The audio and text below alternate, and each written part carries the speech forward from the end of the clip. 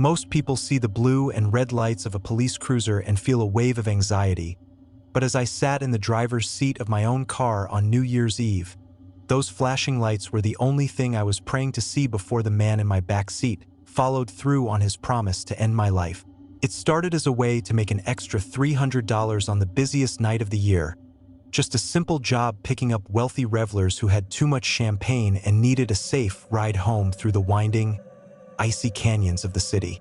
I had my thermal mug of coffee, my GPS was set, and the streets were a chaotic blur of glitter and confetti as the clock ticked toward midnight. The city felt electric, alive with the desperate energy of people trying to outrun the failures of the past year. But I was focused only on the road and the next fare on my app. When the notification popped up for a pickup at a secluded estate in the hills, I didn't think twice about the isolation of the location because the surge pricing was too good to pass up. I drove up the narrow, unlit roads where the trees leaned over the asphalt like skeletal fingers, and the silence of the woods began to swallow the distant sounds of the city's celebration. I pulled up to a gate that opened automatically, and a man stepped out from the shadows of a massive stone archway, his face partially obscured by the collar of a heavy wool coat. He didn't look like a partygoer. There was no party hat, no smell of alcohol, and no celebratory spirit in the way he walked with a stiff, military precision toward my passenger door. He didn't sit in the front, instead sliding into the seat directly behind me, which immediately made the hair on the back of my neck stand up as I realized I couldn't see his hands in the rearview mirror. I offered a polite Happy New Year, but the only response was a cold, metallic click that echoed through the quiet cabin of the car, a sound I recognized instantly from a dozen movies but never expected to hear in my own workspace. He told me to drive, his voice a low, sandpaper rasp that carried no emotion, and he gave me a destination that was miles away from the city center, deep into the industrial marshlands where no one goes at 3 in the morning. As I pulled out of the driveway, I tried to keep my breathing steady, but my heart was hammering against my ribs so hard I thought he might hear it over the hum of the engine. I asked him what he wanted, thinking maybe this was just a robbery, but he leaned forward until I could feel the cold edge of a steel barrel pressing into the soft skin just behind my right ear. He told me that if I touched the brakes too hard, or if I tried to signal another car, he would paint the dashboard with my brains before the first firework hit the sky. The tension in the car was a physical weight, a suffocating pressure that made the miles feel like hours as we navigated through the thinning traffic of the suburbs. I kept looking for a way out, wondering if I should intentionally swerve into a ditch or a telephone pole just to attract attention. But he seemed to read my mind, pressing the gun harder against my skull every time my foot hovered near the brake. We passed a group of teenagers walking along the shoulder, laughing and swinging glow sticks, and the contrast between their joy and my impending death felt like a sick joke being played by the universe. I wondered if my family was sitting at home, watching the ball drop on television and wondering why I hadn't texted them back, never imagining that I was currently a captive in a rolling coffin. As we reached the outskirts of the city, the industrial buildings began to rise up like tombstone monoliths against the dark sky, and the streetlights became fewer and further between. I saw a police checkpoint about half a mile ahead, the bright LED signs warning drivers to slow down for sobriety checks, and for a second, a spark of hope flared in my chest. My captor saw it too, and he leaned into the space between the seats, his breath smelling of stale cigarettes and something metallic as he whispered that if I didn't get him through that line without suspicion, he would kill the officer first and then me. He told me to roll down the window, to smile, and to act like the tired, overworked driver I was supposed to be, reminding me that his gun was hidden beneath a jacket on his lap, aimed right at my heart. Approaching the checkpoint was the most terrifying 10 minutes of my life, as the line of cars moved forward in agonizingly slow increments while the countdown to midnight began on the radio. The DJ's voice was bubbly and manic, shouting about the new year, new you. While I sat there with sweat dripping down my spine, knowing that any second could be my last. When we finally reached the officer, a young man with a flashlight and a tired smile, I felt the barrel of the gun nudge my side through the fabric of the chair. The officer asked for my license, and as I handed it over, my hand shook so violently that I dropped it onto the floor mat. For a heartbeat, The officer's eyes narrowed, his flashlight sweeping across the interior of the car and lingering on the man in the back seat who sat perfectly still, his face a mask of bored indifference. I wanted to scream, to reach out and grab the officer's vest, but the thought of the bullet entering my side kept my throat locked tight. The officer handed back my license and told me to stay safe out there, waving us through with a flick of his wrist that felt like a death sentence. As we drove away from the lights of the checkpoint and back into the suffocating darkness, I realized that I was on my own and that once we reached the industrial lot, he would have no more use for a witness. The radio began the final 10-second countdown, the voices of thousands of people chanting in unison through the speakers, and I knew I had to make a move before the zero changed my life forever. The road ahead was slick with a fresh dusting of snow, and I saw a sharp turn leading toward a bridge over a frozen canal. As the radio reached the count of 3, I didn't hit the brakes. Instead, I slammed my foot onto the accelerator, feeling the engine roar as the car lurched forward at a terrifying speed. The man in the back screamed, his composure breaking as the car began to fishtail on the ice.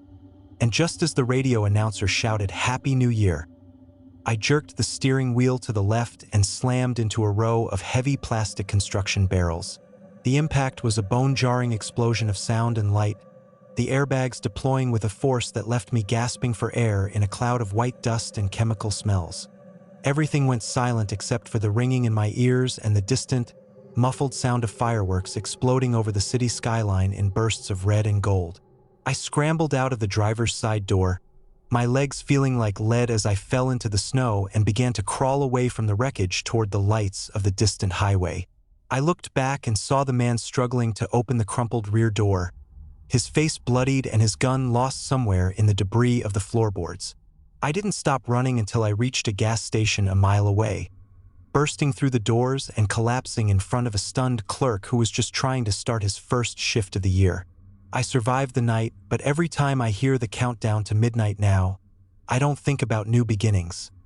I only think about the cold weight of a gun and the man who almost made sure I never saw the morning. I never realized how loud the silence of the countryside could be until my parents' car disappeared down the long, gravel driveway, leaving me completely alone in a house that suddenly felt 3 times larger than it had 10 minutes ago. It was New Year's Eve, and while most people my age were heading into the city to lose themselves in the crowds and the neon lights, I had been tasked with watching our remote property and the nervous golden retriever who trembled at the mere hint of a firework. The house sat on the edge of a dense forest, miles away from the nearest neighbor, a place where the darkness didn't just fall, it settled over the land like a thick, suffocating blanket. I had planned a quiet night of movies and takeout, thinking that the isolation would be a luxury, a chance to start the new year in peace without the pressure of a social calendar.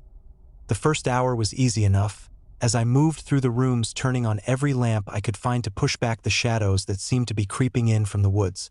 Around 10 o'clock, the wind began to pick up, whistling through the eaves of the old Victorian structure and making the floorboards groan in a way that kept my heart rate at a steady, anxious hum.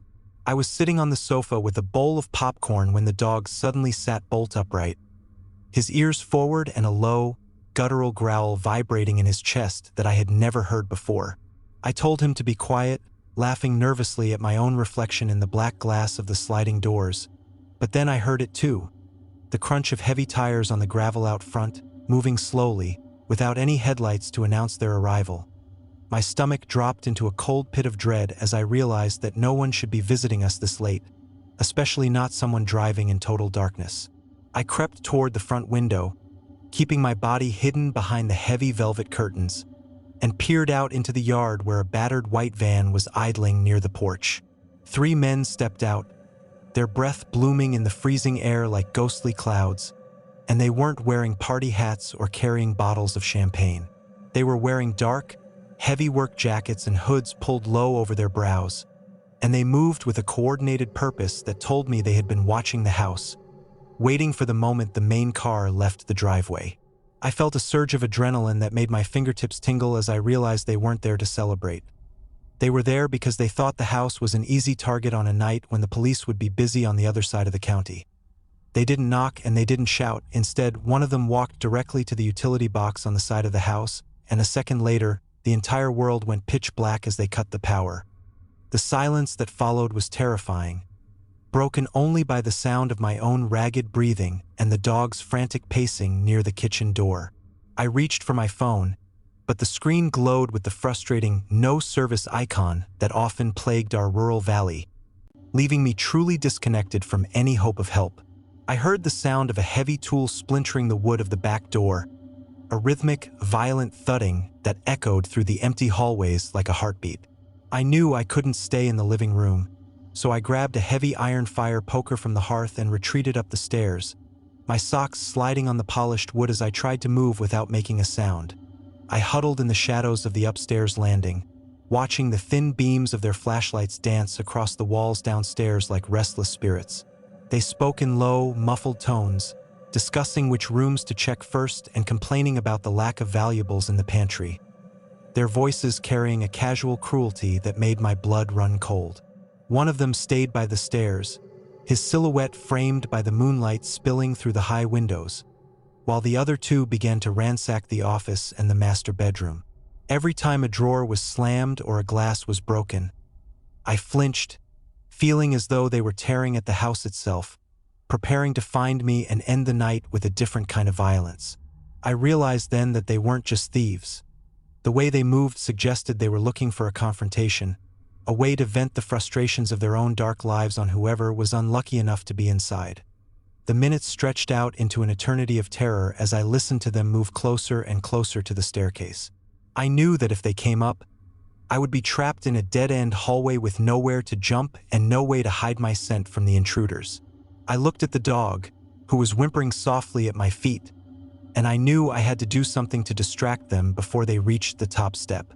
I remembered the box of emergency flares my father kept in the linen closet for winter storms, and a desperate, frantic plan began to form in my mind.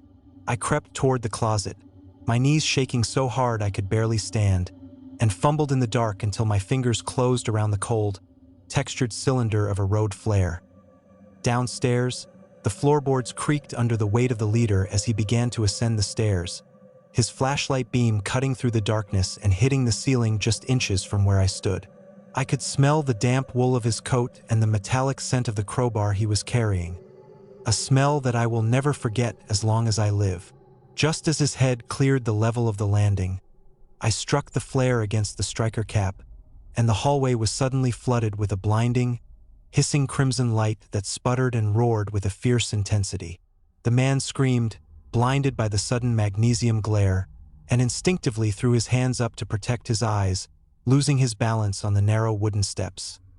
He tumbled backward, crashing into the two men behind him like a row of falling weights, and in the chaos of their shouting and the blinding red smoke filling the air, I didn't hesitate. I grabbed the dog by the collar and bolted for the back staircase that led through the laundry room, my heart hammering a frantic rhythm against my ribs. We burst out into the freezing night air, the snow crunching under my bare feet as I ran toward the treeline, not caring about the cold or the shadows of the forest. I hid in a hollowed-out log deep in the woods, clutching the dog to my chest to keep us both quiet while I watched the house from a distance.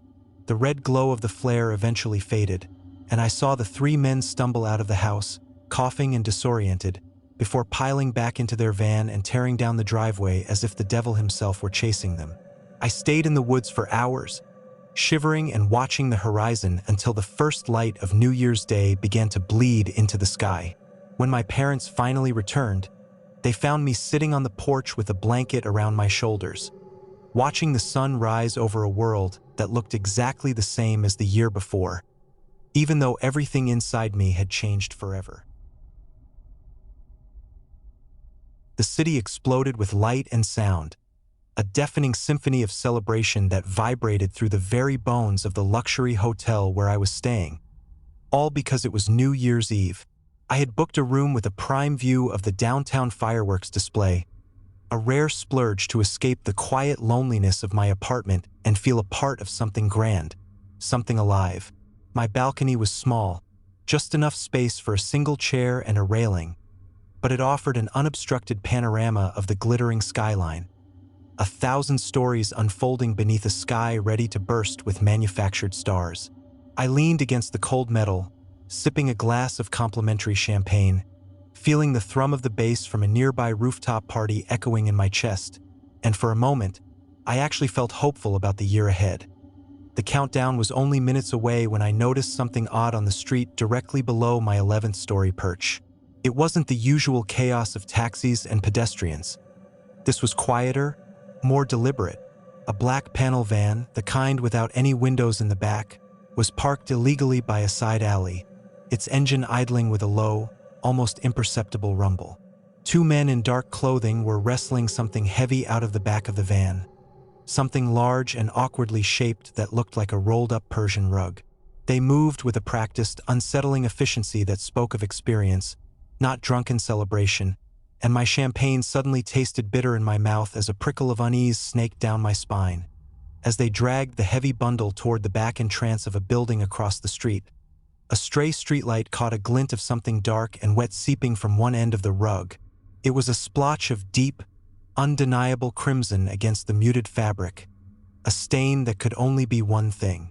My breath hitched in my throat, and the world seemed to tilt on its axis as the realization crashed over me with the force of a physical blow. This wasn't a rug. It was a body, wrapped tightly and being disposed of under the cover of the city's jubilant distraction. My hand flew to my mouth, stifling a gasp that felt like it would shatter the false calm of the night. One of the men, a tall figure with broad shoulders and a dark baseball cap pulled low, paused for a moment to scan the surrounding buildings, his gaze sweeping slowly upward, floor by floor. His movement was slow, deliberate, as if he were taking in the festive lights, but there was an intensity in his posture that spoke of something far more sinister. As his eyes reached my floor, past the glowing windows of other rooms where people were laughing and cheering, they stopped. They stopped dead on my balcony, on me, illuminated by the faint light spilling from my room. For a single, agonizing second, our eyes met across the vast, noisy chasm of the urban night. In that instant, I didn't see recognition. I saw a chilling, predatory awareness. His head tilted almost imperceptibly, a silent acknowledgement that he had seen me, that he knew I was watching. Then, as casually as he had looked up, he lowered his gaze and continued to help his partner drag the bundle into the building's darkened entrance, disappearing from view as if he had never been there. My heart was pounding like a trapped bird against the bars of its cage, and a cold dread seeped into every cell of my body. He knew I had seen him. He knew I was a witness. I stumbled back into my room, pulling the heavy glass door shut with a soft click that felt like a thunderclap in the sudden silence. My mind raced, trying to process what I had just witnessed, trying to convince myself it was a trick of the light, a drunken hallucination. But the image of that crimson stain, the chilling certainty in his eyes, was burned into my memory. I frantically fumbled for my phone, my fingers trembling as I tried to dial emergency services. But what would I even say? I saw a man dragging a rug, and it might have been a body. On New Year's Eve, when every emergency line was undoubtedly jammed with calls about fireworks accidents and drunken brawls, my story would sound like the ramblings of a paranoid tourist. I crept back to the window, pulling the curtain aside just enough to peer out at the street below. The black van was still there, but now the side door was open, and I could see the silhouette of a man moving inside, cleaning something. The other building, the one they had entered, was an old, dilapidated office block that had been vacant for years, rumored to be slated for demolition. There were no lights on inside, no signs of life, just the gaping black maw of the entrance that had swallowed the body. What if they came back out? What if they realized my room number? Every shadow in my room seemed to lengthen, to twist into menacing shapes that watched me from the corners. The distant countdown to midnight reached its crescendo, and the fireworks erupted overhead in a spectacular, deafening display that momentarily shook the building. I flinched with every booming burst, the sounds now amplifying my terror instead of masking it. I pulled out my phone again, trying to take a picture of the van, but my hands were shaking too much to hold it steady, and the flash would undoubtedly give away my position. I knew I had to get out, but where would I go? The thought of leaving my room, walking down those brightly lit hallways, and passing through the lobby felt like walking into a trap. What if they had already come up? What if they were waiting for me by the elevators? I decided to try calling the front desk, but as I lifted the receiver, I heard a faint, almost imperceptible scratching sound coming from my balcony door, the one I had just closed. My blood ran cold, and I froze, straining my ears over the lingering echoes of the fireworks. There it was again, a light, rhythmic tapping like fingernails against glass. I backed away slowly, my eyes fixed on the door, praying that it was just the wind, praying that my mind was playing tricks on me in the darkness. But the tapping grew bolder, more deliberate, and then a shadowy figure detached itself from the gloom outside, pressing its face against the glass of my balcony door.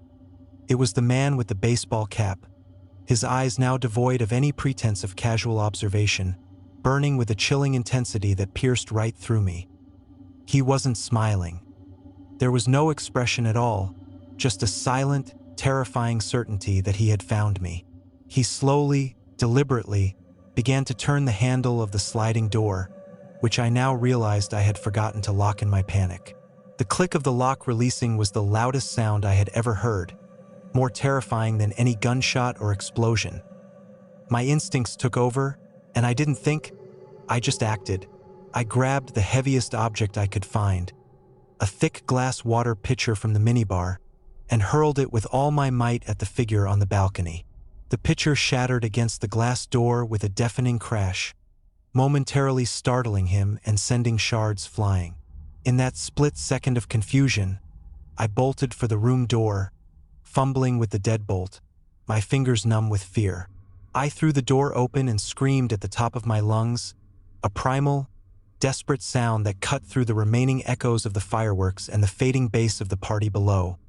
I ran blindly down the hallway, shouting for help, for security, for anyone, until a bewildered hotel staff member emerged from a service elevator, startled by my frantic cries. I babbled out my story, breathless and incoherent, pointing back at my room where the balcony door now stood ajar.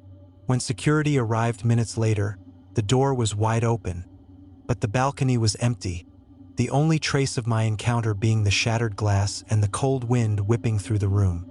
They searched the building, they questioned me, but they found no trace of the men, no van, and no evidence of a rug or a body.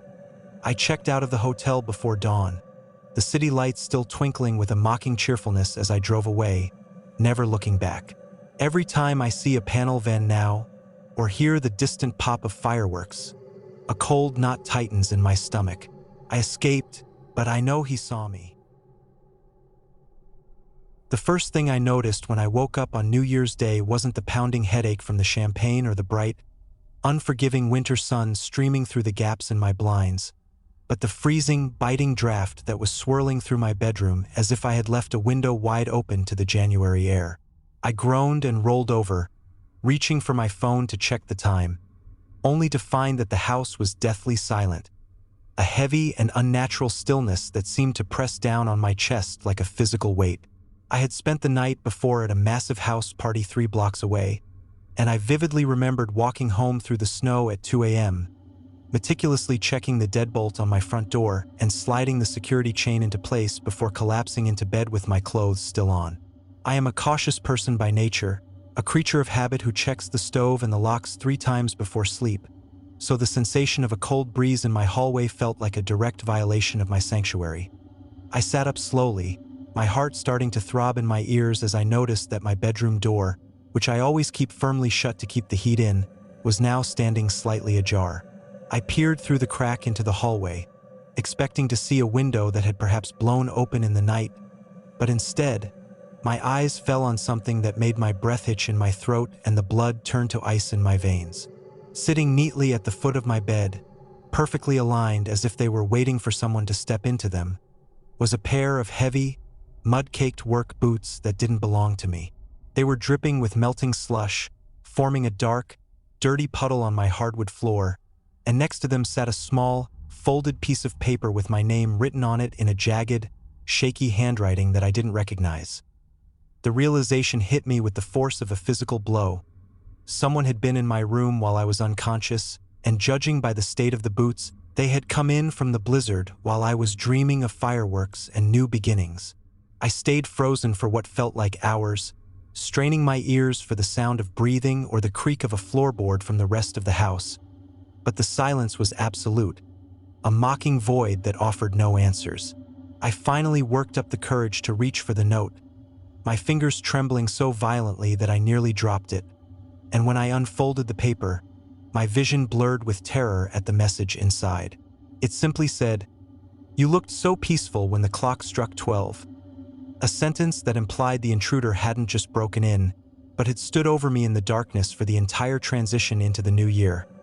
I didn't wait to find out if they were still hiding in the closet or under the bed. I lunged for the hallway, my bare feet slapping against the cold floor as I sprinted toward the living room with a primal, desperate energy. As I rounded the corner, I stopped dead in my tracks, my scream dying in my throat as I looked at my front door. It wasn't just unlocked. It was standing wide open to the street, the security chain hanging limply from the frame where it had been meticulously unscrewed from the wood, not kicked in, but dismantled with the patience of a professional. My gaze drifted to the kitchen, and I saw that the chair from my dining table had been moved into the center of the room, facing the hallway that led to my bedroom, and on the table sat a single, half-empty cup of coffee that was still steaming slightly in the morning air. The intruder hadn't just watched me sleep. He had made himself at home, sitting in the dark and sipping my coffee while he watched the door to my room, waiting for a moment that never came. I looked at the coffee cup and realized with a sickening jolt that the steam meant he had been here only minutes ago, perhaps leaving the moment he heard me stir or the moment the sun began to rise. I felt a sudden, overwhelming sense of being watched, a prickly sensation on the back of my neck that told me I wasn't as alone as I hoped I was. I scanned the backyard through the kitchen window and saw a single set of deep footprints leading away from the porch, disappearing into the thick tree line at the edge of my property. But there were no return tracks, only a one-way path into the shadows. I scrambled for my phone to call the police, but as I picked it up from the kitchen counter, I realized it wasn't my phone at all, but a burner phone that had been left in its place, its screen lit up with a single unread text message. I didn't want to look. I wanted to run out into the snow and never look back, but the morbid curiosity that haunts every victim forced my thumb to swipe the screen. The message was a photo taken from the corner of my bedroom, a grainy, low-light shot of me asleep in my bed, and in the foreground of the photo, the intruder's hand was visible, holding a long, serrated hunting knife just inches from my throat. The timestamp on the photo was 12 a.m. sharp, the exact moment the rest of the world was cheering and kissing and toasting to another year of life. The police arrived 20 minutes later, their sirens wailing a late New Year's greeting that felt hollow and useless given how close I had come to never waking up. They searched the house from top to bottom, finding a small crawl space in the attic where someone had clearly been nesting for days, surrounded by discarded food wrappers and a notebook filled with observations about my daily routine. He had been living above me, listening to my footsteps and learning the rhythm of my life, waiting for the one night of the year when the noise of the neighborhood would drown out the sound of a screwdriver against a doorframe. They never found the man, and they never found the owner of the muddy boots, leaving me with a house that no longer felt like a home and a fear that refused to dissipate with the melting snow. I moved out that same week, leaving most of my furniture behind because I couldn't stand the thought of sitting in a chair that he might have sat in, or sleeping in a bed where he had watched the ball drop from the shadows. Now, every New Year's Day, I don't celebrate with parties or champagne. Instead, I book a room in a high-security hotel with a reinforced door and a staff that stays awake all night. I sit in the light and I wait for the sun to come up.